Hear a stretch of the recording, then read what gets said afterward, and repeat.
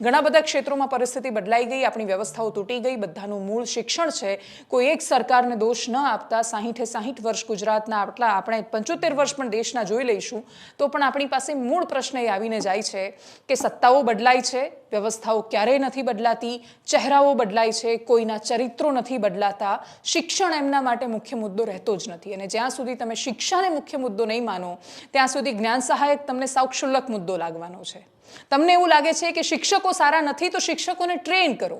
તમને એવું લાગે છે કે શિક્ષકો પોતાના પગાર પ્રમાણે કે ક્ષમતા પ્રમાણે કામ નથી કરી રહ્યા તો કરાવડાવો.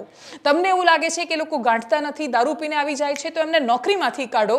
સારા લોકોને લો કેમ કે બહુ કતારમાં ઊભા છે.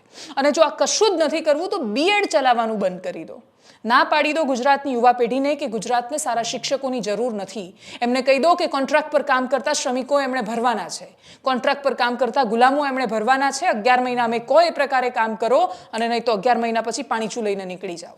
અને જો આ રીતે નથી કરવું તો પછી એ જ્ઞાન સહાયકોને જવાબ આપો કે તમે જે કાયમી ભરતી નામે લોલીપોપ અથવા એક ગાજર લટકાવી રહ્યા છો એમના મોં આગળ સતત, એ ક્યારે આપવાના છો? કેમ કે એનો જવાબ નથી.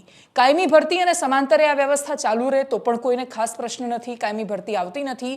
જે હમણાં છેલ્લે ભરતી થઈ એની વારંવાર વાતો કરવામાં આવે છે તો 2017થી નીકળેલી રિક્રુટમેન્ટ હતી.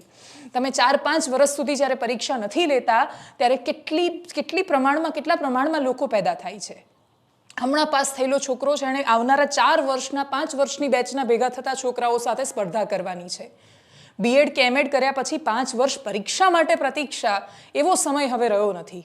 કમાવવું પડે છે, ગમે તેમ કરીને કમાવવું પડે છે. ને એટલા જ માટે અમે એવા લોકોને પણ જોયા છે. કોઈ દેવગઢ બારિયાથી અમારી ઓફિસ આવ્યું હતું તો કોઈ કમાડથી આવ્યું હતું અને જેમાંથી કેટલાય લોકો દાડીએ જાય છે.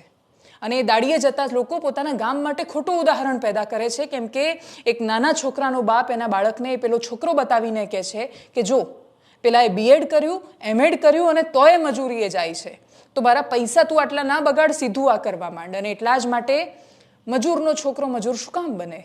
આ સિસ્ટમ આપણે રોકીએ એવી અપેક્ષા છે.